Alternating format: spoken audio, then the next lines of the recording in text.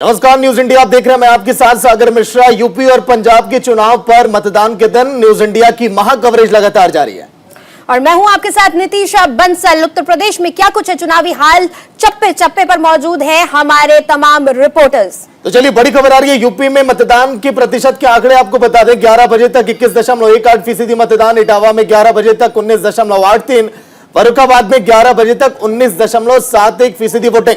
बड़ी खबर जो आप देख रहे हैं, यूपी में 11 बजे तक वोटिंग के जो आंकड़े निकलकर सामने आए, जैसे जैसे दिन यह आगे बढ़ेगा मतदान के प्रतिशत और भी आगे बढ़ते चले जाएंगे। लेकिन जो तस्वीरें सामने आ रही हैं, जो शहरी इलाके हैं वहां पर वोटिंग का प्रतिशत कम है। ऐसा इसलिए क्योंकि लोग घरों से बाहर नहीं निकल रहे हैं। शहरों में देखा जाता है लोग ये सोचते हैं कि आराम से अपना काम खत्म करके तब घरों से निकलेंगे, लेकिन ग्रामीण इलाकों में लोगों में दिलचस्पी वोटिंग को लेकर अधिक देखी जा रही है। हमीरपुर की बात करें तो 11 बजे तक 23.30% वोटिंग हुई। हाथरस में 11 बजे तक 22.62% वोटिंग हुई है। हाथरस में मतदान के प्रतिशत का आंकड़ा ज्यादा है। औरैया में 11 बजे तक 18.51% वोटिंग।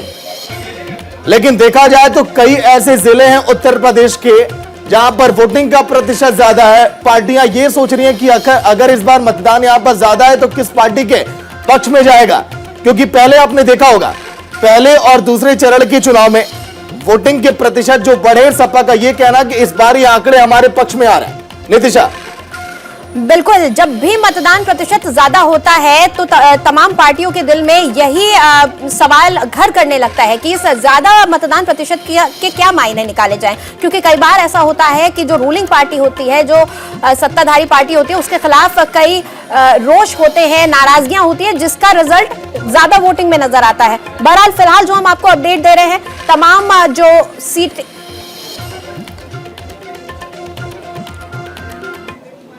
एक और बड़ी खबर आ रही है। कानपुर में बिल्लौर विधानसभा में मतदान का बहिष्कार किया गांव वालों ने। बदहाली से परेशान है कसगवा गांव के लोग। ग्रामीणों ने कहा कि जब तक नहीं होगा विकास तब तक वोट हम नहीं डालेंगे।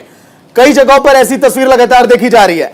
कई गांवों में आपने देखा होगा ग्रामीणों का यह कहना कि यहां पर तो विधायक जी ने काम ही नहीं किया, यहां पर ना तो नालियां बनी ना तो सड़कें बनी, तो भाई साहब बताइए वोट हम क्यों करें। गांव के बाहर बड़े बड़े बोर्डों पर यह लिख दिया गया कि मतदान का बहिष्कार हम करेंगे। कुछ उसी तरह से ग्रामीणों ने कहा कि जब तक वोट हम नहीं डालेंगे, जब तक यहां पर विकास नहीं होगा। कानपुर में बिल्लौर विधानसभा सीट, सड़कें नहीं बनी, स्कूलें वहां पर नहीं बनी, जो मूलभूत सुविधाएं उन्हें मिलनी चाहिए थी वो भी नहीं मिली। तस्वीरें आपकी टीवी स्क्रीन पर, किस तरह से लोग मतदान का बहिष्कार कर रहे हैं और किस तरह से वोटिंग लगातार जारी है।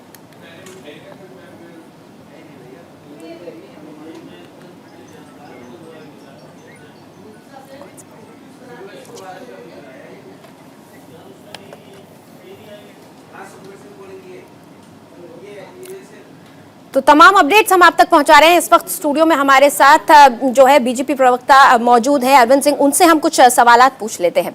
क्या लग रहा है आपको, आज देखिए 59 सीटों पर मतदान हो रहा है उत्तर प्रदेश में, उनमें से 49 सीटों पर बीजेपी का कब्जा था। हालांकि उससे पहले की जो तस्वीर थी वो बिल्कुल उलट थी।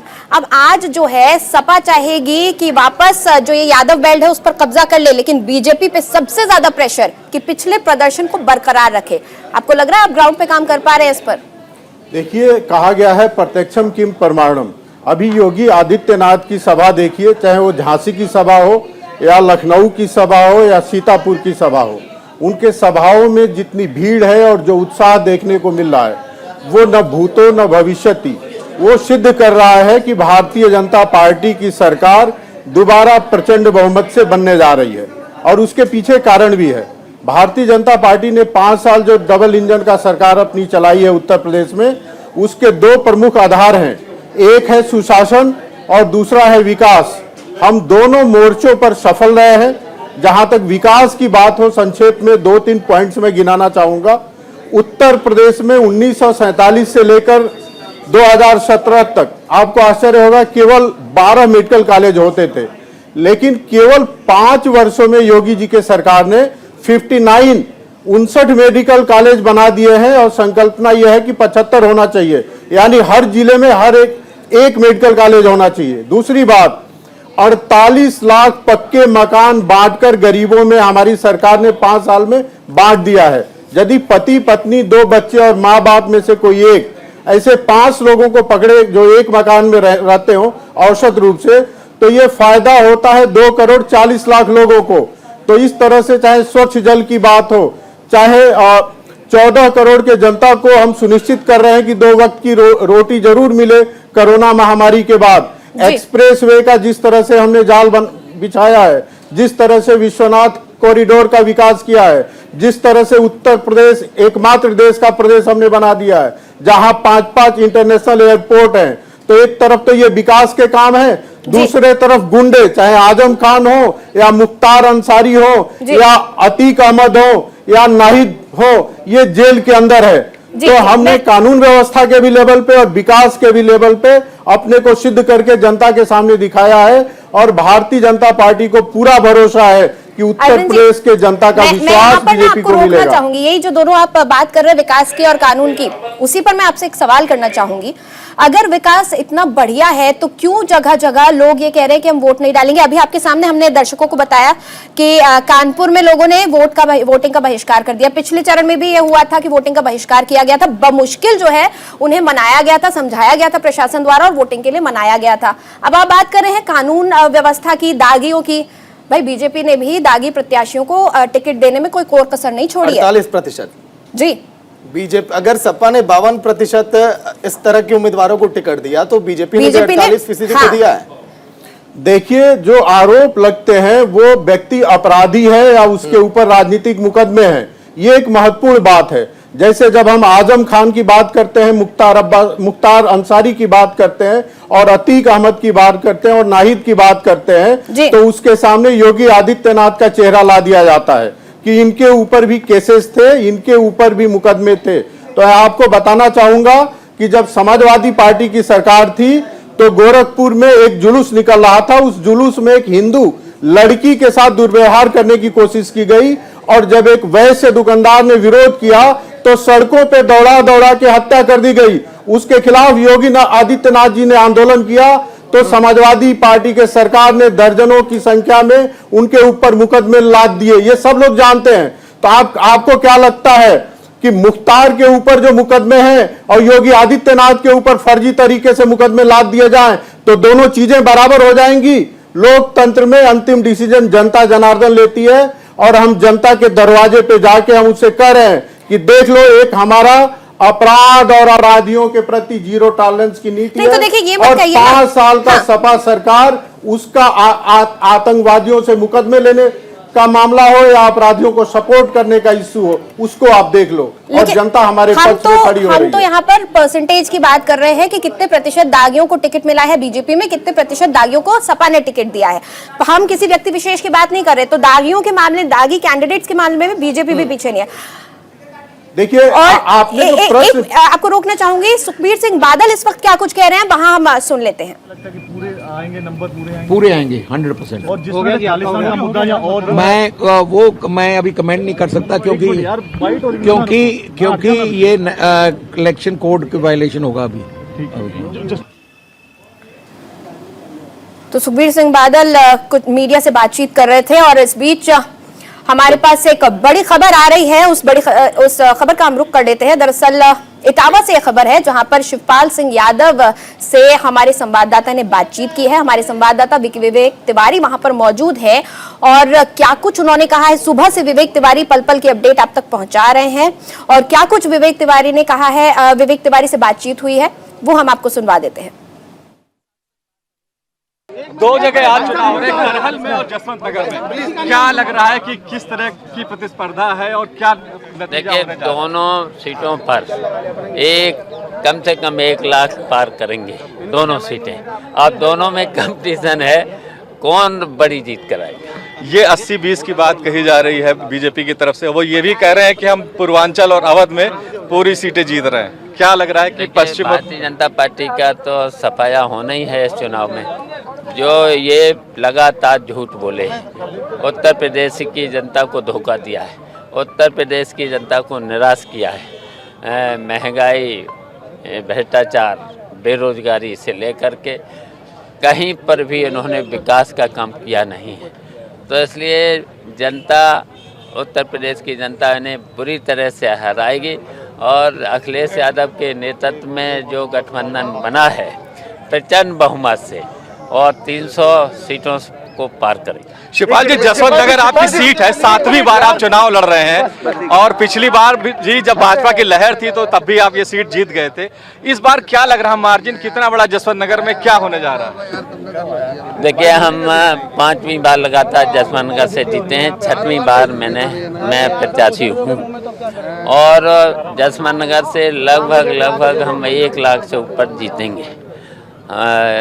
जसवंत की नगर की जनता पर मुझे पूरा भरोसा है और जसवंत नगर की जनता ने हमेशा मुझको बढ़ के जीत दी है। इस पूरी बेल्ट में शिवपाल जी, अब चूंकि परिवार इस बार एकजुट हम देख रहे हैं, सब लोग एक साथ ही हैं, क्या फर्क पड़ने जा रहा है इस बेल्ट में अगर हम बात करें तो जब पूरा परिवार एक हो गया है तो इसलिए तो भारतीय जनता पार्टी के लोग परेशान हैं और पूरी तरह से जब हम लोग एक हो गए, पूरे उत्तर प्रदेश में पश्चिम से लेके बुंदेलखंड से लेकर के मध्य और पूर्वांचल में पूरे तरह से अखिलेश यादव के जो नेतृत्व में गठबंधन बना है तो ये पूरी तरह से जीतने जा रहा है और अखिलेश यादव को तीसरे चक्र के बाद अब पता ही हो गया कि अब सरकार बन जाएगी और अखिलेश यादव मुख्यमंत्री बनेंगे। शिवपाल जी, एक फोटो ट्वीट की गई है बीजेपी की तरफ से आपकी नेताजी की, बस की और अखिलेश जी की, क्या कहेंगे इस फोटो के बारे में? बहुत सारी बातें भारतीय जनता पार्टी के लोग कह रहे हैं। जब हम लोग तीनों लोग रथ में बैठे हैं साथ साथ, तो इसी से भारतीय जनता पार्टी के लोगों को परेशानी हो गई है और हम लोग जब एक हो गए, पूरे उत्तर प्रदेश में अखिलेश यादव के जो गठबंधन बनाया है उसकी लहर आ गई। धन्यवाद। तो शिवपाल यादव ये कह रहे थे कि जो फोटो ट्वीट की गई है बीजेपी के द्वारा वो दरअसल बीजेपी की परेशानी के कारण है और बीजेपी इस बात से परेशान है कि पूरा का पूरा परिवार एक हो गया है और यही परेशानी बीजेपी को उल्टे सीधे फोटो ट्वीट करके उस पर उल्टे सीधे कमेंट्स देने के लिए उसने मजबूर कर दिया है। कैमरा पर्सन हरिराम के साथ विवेक तिवारी, न्यूज इंडिया, सैफई इटावा। तो चलिए सीधे चलते हैं पंजाब, जहां पर हरसिमरत कौर क्या कुछ कह रही हैं, सुनिए आप। किसानी का मुद्दा जी, आपने अपना मंत्री पद गंवाया, क्या आप लगता है आपको कि ये जनता उस बात को याद रखेगी और किसान आपके साथ खड़े होंगे? ये आप सोचिए कि पंजाब में 1.5 साल तक आंदोलन चला, पंजाब में चला और फिर दिल्ली की बॉर्डर पे जाके चला और वो जो मुख्यमंत्री जिन्होंने इस आंदोलन की लड़ाई आगे होकर लड़नी थी वो आज बीजेपी में जाके बैठ गए हैं। तो मैं तो जब पहले ही कहती थी कि रली मिली सांठगांठ के तहत ये सब किया गया है कि जिनको 1 साल से पता था 2019 से उन्होंने भाप तक नहीं निकाली, वो तो सब बिल्कुल साफ हो गया है। हाँ, अब इसका लोग क्या जवाब देंगे? जो हमारे 800 हमारे भाई शहीद हो गए और दिल्ली सरकार जो इधर आके कह रही है एक मौका इधर मांग रही है, ये आम आदमी पार्टी का क्या योगदान था? बीजेपी का तो सब पंजाब वासी जानते हैं, किसान जानते हैं, लेकिन किसानों की क्या मदद करी है केजरीवाल सरकार में? उनका बिजली काटने आए, उनका पानी काटने आए, उनको लेटरिन तक नहीं दिया। उनके जब नौजवानों को पकड़ के हमारे किसान के बच्चों में दिल्ली के जेलों में धकेल दिया जो केजरीवाल के अंडर थे, उन्होंने क्या किया? उनकी जमानतें तक तो हमारी दिल्ली गुरुद्वारा कराती रही, लंगर हम तक लगाते रहे। सो वहां जहां उनके डोर स्टेप पे बैठे रहे, वहां तो कीले गार्ड की उनका बाप पकड़ने की या उनकी बात एक तक नहीं करी। कानून पास कराने के टाइम में सारे वॉकआउट कर गए कांग्रेस के साथ रल मिल के। तो इधर आके जो एक मौका मांग रहे, किसान समझ रहे हैं कि एक मौका सिर्फ केजरीवाल हमारा पानी चुराने के लिए मांग रहा है। जो हमारे साथ अदालत में लड़ाई दिल्ली सरकार लड़ रही है कि पंजाब के पानियों के ऊपर दिल्ली सरकार का हक है, आज तक वो लड़ाई लड़ रही है, अभी तक वो हलफनामा वापस नहीं हुआ। हमारे थर्मल बंद करने की लड़ाई लड़ रही है, ये सब कुछ लोग समझ रहे हैं। मैडम जी नहीं, बीजेपी के साथ पहले हमारी अलायंस बहुजन समाज पार्टी के साथ है, बहुत मजबूत।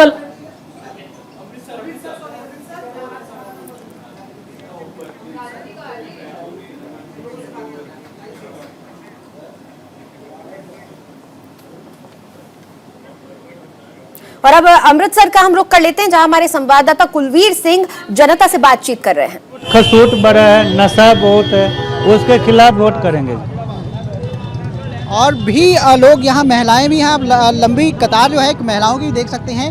माता जी, कौन कौन से मुद्दे, क्या क्या चाहते हैं कि क्या काम करे सरकार, जो नई सरकार बनेगी कौन कौन से काम करे? सरकार काम करे, कारोबार दे, बच्चे बेले घूम रहे हैं, कारोबार है नहीं, महंगाई बढ़ती जा रही है, चौके खर्चा पूरा नहीं हो रहा है। हाँ जी, वोट डालने के लिए आप लाइन में लगे हैं, क्या उम्मीद करते हैं जो नई सरकार आप चुनने जा रहे हैं, कौन कौन से काम प्राथमिकता के तौर पर करें? देखिए आप क्या करते क्या नहीं, अब सरकार एक जाने बन जाते हैं, फिर अभी तो बनने के लिए हाथ सब जोड़ते हैं, आगे देखिए क्या करते हैं। लेकिन आप क्या चाहते हो, क्या क्या काम होने चाहिए? रोजी रोटी मिलना चाहिए और क्या चाहिए। आप बताइए सर, ये बताइए कि कौन कौन से मुद्दे होंगे पंजाब में जिनकी उम्मीद लेकर आप वोट कास्ट करने के लिए आए हैं और उम्मीद कर रहे हैं कि नई जो गवर्नमेंट जिसको फॉर्म करने जा रहे हैं वो कौन कौन से काम करें? सर यही है, पहला मुद्दा ये महंगाई का ही है, जो इतनी महंगाई हो चुकी है उसके बारे में है कि जिसको जिताएं वो कम से कम इतना करे कि हमारे लिए कुछ रियायत करें, कुछ गवर्नमेंट सुविधा दें, बस यही है। बाकी देखते हैं जो अपना वोट दान करने के लिए, हम मतदान करने के लिए। महंगाई एक बड़ा मुद्दा है क्या?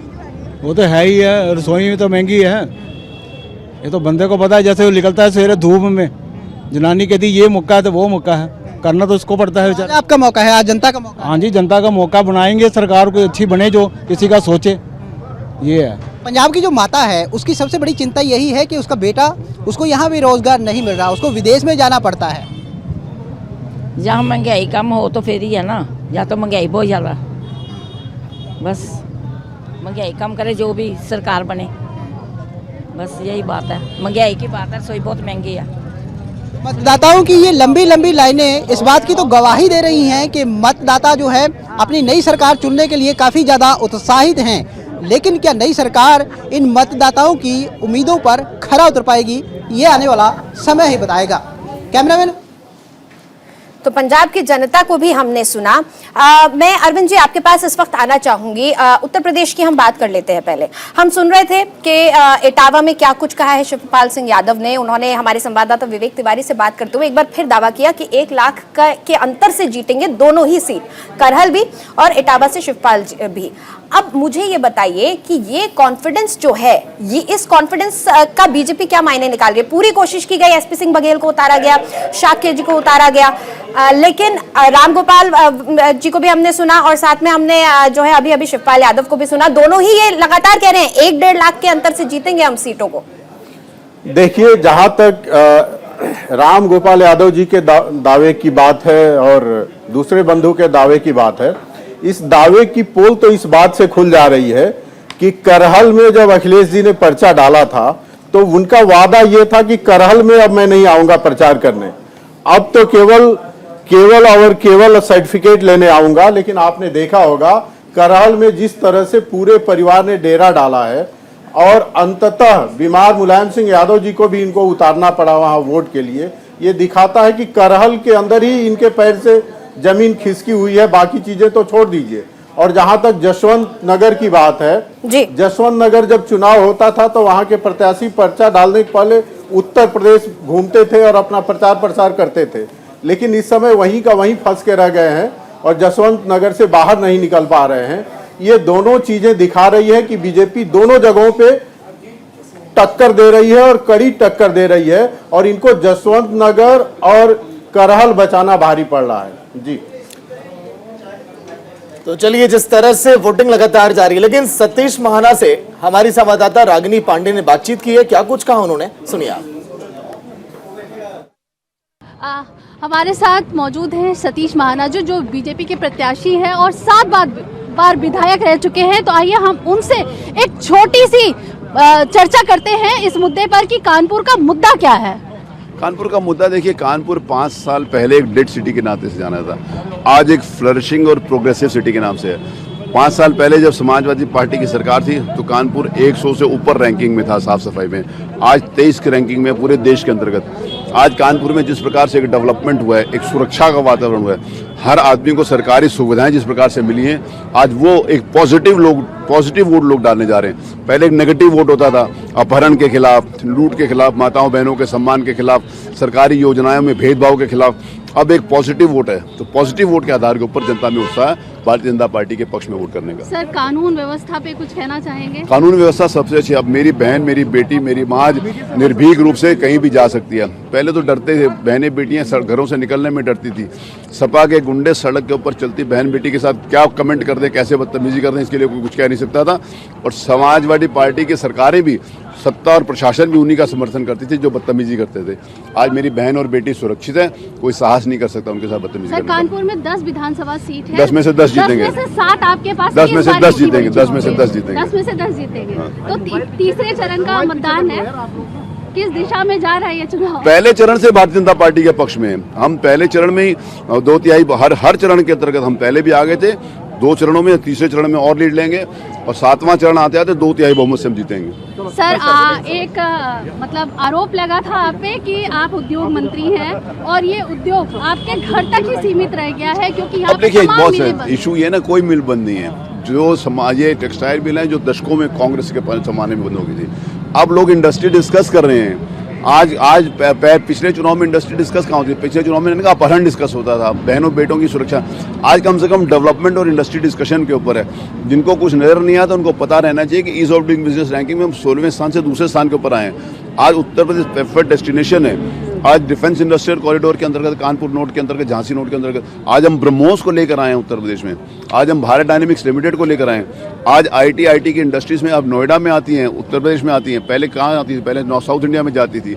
आज अगर डेटा सेंटर्स की बात है तो यहाँ पर होड़ लगी हुई डेटा सेंटर लगाने की। कितनी बड़ी बड़ी इंडस्ट्रीज आज उत्तर प्रदेश में आई है और ये हमारे सारे के सारे इंडस्ट्रियल एरिया कानपुर के वीरान पड़े रहते थे। आज तो ये कानपुर से हमारी संवाददाता रागिनी थी। उधर एटा की अलीगंज विधानसभा के बेगमपुर बूथ पर कई घंटों से ईवीएम मशीन खराब होने की खबर आई, जिसको लेकर ग्रामीणों ने नाराजगी जाहिर की है। इसको लेकर हमारे संवाददाता की ये रिपोर्ट देखिए। एटा की अलीगंज विधानसभा के बेगमपुर बूथ पर हम इस समय मौजूद है। यहाँ तमाम लोग, यहाँ मेरे पीछे आप देख सकते हैं, इन लोगों का कहना है कि काफ़ी देर से, कई घंटे से यहाँ पर जो ईवीएम मशीन है वो ख़राब है। इसके बाद भी यहाँ पर लगातार जो लोग यहाँ पर पोलिंग करने के लिए, वोटिंग करने के लिए आए और भी तमाम इनकी शिकायतें उनसे ही जानते हैं किस तरह की शिकायतें, क्या दिक्कत आ रही है। आदमी वोट जाते हो वहाँ पर, जैसे ही खड़ो आदमी बहुत ऐसे ही अपने आप वोट पड़ जाते हो, आदमी से कही जाते हैं वोट पड़ेगा आप जाओ। महिलाएं और एक करके अभी 10 लोग हमें इस टाइम पे यहाँ पे कि मैं पढ़े लिखे आदमी, मैंने मशीन नहीं छू अभी। उससे पहले ईवीएम मशीन चालू हो गई, बराबर चल रही है। उसके बाद हम लोगों का बटन दबाने का मौका नहीं मिल रहा है, अपने आप चल रही मशीन। तो ये जो पीटा सिंह अधिकारी उन्होंने आपने बताया? हाँ, पीटा सिंह अधिकारी ने कंप्लेंट की है। उन्होंने सेक्टर मजिस्ट्रेट को कंप्लेंट की है। उन्होंने आके जानकारी की, उन्होंने बोला किसी ने गड़बड़ कर दी है, मतलब अपने आप 3 नंबर बटन जो है वो अपने आप ले रही है। ये तमाम लोगों की शिकायत है कि ये मशीन यहाँ पर कई घंटे से खराब है। इसके साथ ही जो यहाँ पर वोट डाल रहे हैं उनका वोट भी गलत पड़ रहा है। इसे लेकर यहाँ पर लोगों में आक्रोश भी है, यहाँ लोग हंगामे भी कर रहे हैं। लेकिन इसके बावजूद कई घंटे यहाँ पर बीत चुके हैं, लेकिन कोई भी सुनवाई नहीं हो रही। कुछ और लोग मौजूद हैं, क्या दिक्कत आई आपके साथ? मेरे पास जब दिक्कत आई, क्या मशीन खड़े नहीं हो पाए, तब तक वोट पड़ गया। तमाम लोग हैं यहाँ पर, जो लोग इनका सीधे से शिकायत करना है कि ये वोट कहीं और अपना डाल रहे हैं और कहीं और दूसरी वोट जा रहा है। इसे लेकर उन्होंने यहाँ पर शिकायत भी की है। उसके बाद में जो मशीन है यहाँ पर बदली भी जा रही है, लेकिन इसके बावजूद कई घंटे हो चुके हैं। यहाँ पर वोटिंग पूरी तरह से यहाँ पर बंद है और लोगों का आक्रोश यहाँ पर लगातार बढ़ता हुआ नजर आ रहा है। एटा के अलीगंज से विकास यादव, न्यूज इंडिया। तो चलिए, पंजाब और यूपी में वोट युद्ध लगातार जारी है। न्यूज इंडिया के रिपोर्टर ग्राउंड जीरो से आपको लगातार पल पल की अपडेट आप तक पहुंचा रहे हैं। लगातार हम भी डटे हुए हैं।